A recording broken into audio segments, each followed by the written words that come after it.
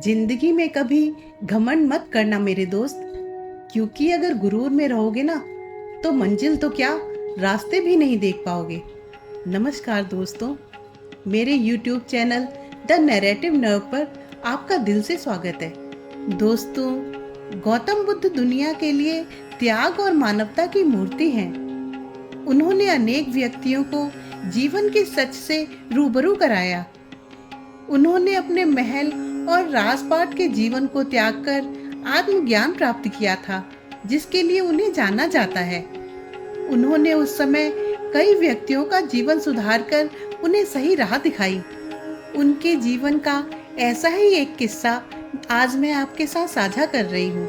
गौतम बुद्ध के आश्रम में एक नियम था कि कोई विद्यार्थी यदि लंबे समय से आश्रम में है और उसको काफी ज्यादा ज्ञान की प्राप्ति हो चुकी है तो उसे हर हफ्ते एक गांव में भेजा जाता था, जहां जाकर वो लोगों को सच्चे ज्ञान से रूबरू कराता था, इंसानियत का पाठ पढ़ाता था। लगभग हर विद्यार्थी दूसरे गांव में ज्ञान बांटने का काम कर चुका था। लगभग हर विद्यार्थी दूसरे गांव में ज्ञान बांटने का काम कर चुका था, पर एक विद्यार्थी ऐसा था जो पिछले 6 सालों से आश्रम में ज्ञान प्राप्ति की पढ़ाई कर रहा था, पर गौतम बुद्ध उसे कभी भी गांव में नहीं भेजते थे ताकि वो किसी को शिक्षित कर सके। समय बीतने के साथ साथ उसको समझ में आने लगा कि शायद भगवान बुद्ध मुझे इस लायक ही नहीं समझते। लड़के का नाम अमर था। उसने कई बार कोशिश की कि भगवान बुद्ध से कारण पूछे कि उसे क्यों किसी गांव में नहीं भेजा जाता। एक बार उसने हिम्मत की और भगवान बुद्ध के पास गया और कहा, भगवान, क्या मैंने कोई गलती की है? क्या मैं एक अच्छा विद्यार्थी नहीं हूँ? शायद इसलिए आप मुझे जन सेवा का अवसर नहीं देते। मैं पिछले 6 सालों से इस आश्रम में शिक्षा ग्रहण कर रहा हूँ। आप मुझे नहीं भेजते, पर कुछ समय पहले ही आए नए विद्यार्थी भी जन सेवा के लिए जाते हैं। भगवान, मुझसे कोई गलती हुई हो तो मुझे क्षमा कर दें और सिर्फ एक बार जन सेवा का अवसर दें। मैं खुद को साबित करना चाहता हूँ।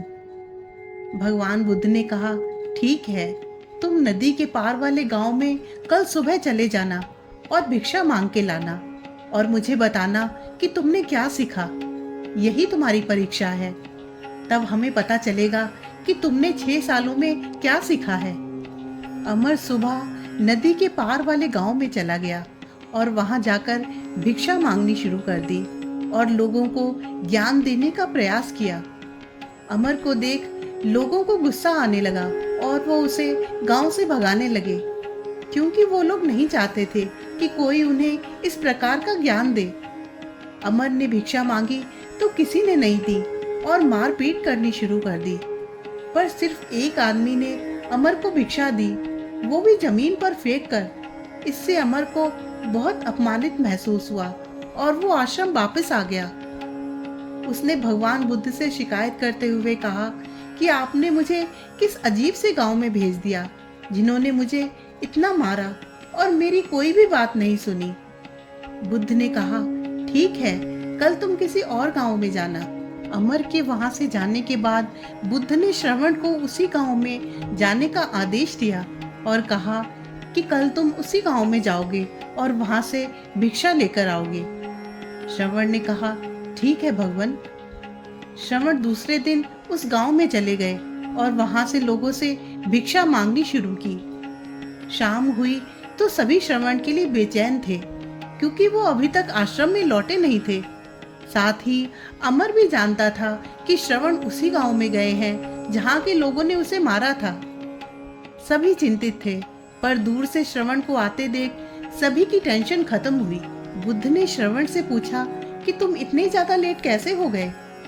तब श्रवण ने बताया कि भगवान, वहां के लोग दिल के अच्छे थे, पर उनमें थोड़ा सा अहंकार था।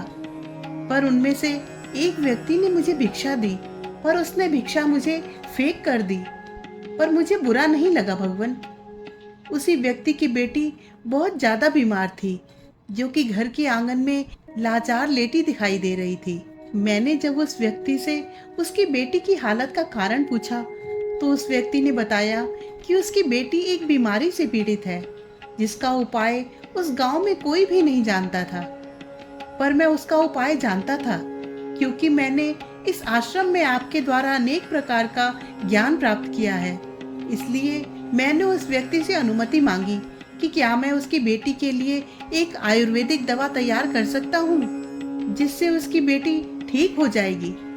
ये सुनकर वो व्यक्ति बहुत खुश हुआ और उसने मुझे अनुमति दे दी कि मैं उसकी बेटी का इलाज कर सकता हूँ। उसकी बेटी का इलाज करने के लिए मैं दूर की एक पहाड़ी पर गया, जहाँ पर मुझे एक बड़ी जड़ी बूटी मिली, जिससे उस व्यक्ति की बेटी का इलाज हो सकता था। मैंने गांव जाकर उस जड़ी बूटी का अर्क बनाकर उसकी बेटी को पिलाया, जिससे वो थोड़ी सी ठीक हुई और बोलने लगी। परंतु उस गांव के लोगों को जब पता चला कि मैं अभी भी उस गांव में हूँ और वहां से गया नहीं हूँ, तो उन्होंने मुझे मारने के लिए बाहर भीड़ इकट्ठी कर ली, क्योंकि उन्हें ज्ञान की बातें पसंद नहीं थी। पर जब उस व्यक्ति ने बाहर आकर बताया कि मैंने उसकी बेटी का इलाज किया है, तो गांव वालों ने मुझसे माफी मांगी और कहा, आप भले इंसान हैं, हमसे ही गलती हो गई कि हम आपको समझ नहीं पाए। मैंने उन लोगों से कहा कि मेरी भी गलती है, मैं आपको अपनी बात सही तरीके से समझा नहीं पाया, इसके लिए मैं आपसे क्षमा चाहता हूँ। श्रवण ने कहा, भगवान, इस लंबी प्रक्रिया के दौरान मुझे अधिक समय लग गया, जिस वजह से मैं इतना ज्यादा लेट हो गया। परंतु भगवान, उस गांव के लोग बहुत ही ज्यादा अच्छे थे। मैंने उनके मन को महसूस किया और उनसे प्रेम से बर्ताव किया। उन्होंने बार बार मुझे गांव से निकाला, पर मैंने फिर भी उसी गांव के व्यक्ति की मदद की और उसकी बेटी की तबीयत ठीक की। इस प्रकार उन्होंने मेरी ज्ञान की बातें भी सुनी और मेरा सम्मान भी किया। बुद्ध ने श्रवण से कहा, जाओ, तुम अब आराम करो। सभी विद्यार्थी अपने अपने मठ में जाने लगे, परंतु बुद्ध ने अमर को रोका और कहा कि देखो, मैं तुम्हें यही समझाना चाहता था। तुम्हारे अहंकार ने सिर्फ उन लोगों का अहंकार देखा, जबकि यदि तुम अपने अहंकार को भूल जाते तो तुम उनकी समस्या को भी समझ पाते और उनके मन के दुख को भी समझ पाते। इसलिए मैं तुम्हें किसी गांव में नहीं भेजता था, क्योंकि मुझे पता है आज तक तुम अपने अंदर के अहंकार को खत्म नहीं कर पाए हो। जीवन में सफल होने के लिए अहंकार का खत्म होना अति आवश्यक है। सफलता पाने का मूल मंत्र है कि अहंकार को भूल जाओ और अपने लक्ष्य प्राप्ति के लिए मेहनत करते रहो। दोस्तों, यदि हमें किसी व्यक्ति के अंदर के दर्द और दुख को समझना है, तो हमें पहले अपने अहंकार का चश्मा उतारना होगा, क्योंकि अहंकार का चश्मा पहनने वाले लोग पसंद नहीं किए जाते। यकीन करें, प्रत्येक व्यक्ति अपने जीवन में दुखी है, इसलिए यदि आपको किसी का हमदर्द बनना है तो उसके दर्द को समझने का प्रयास करें। वो आपको इतना सम्मान देगा जितना आपने सोचा भी नहीं होगा।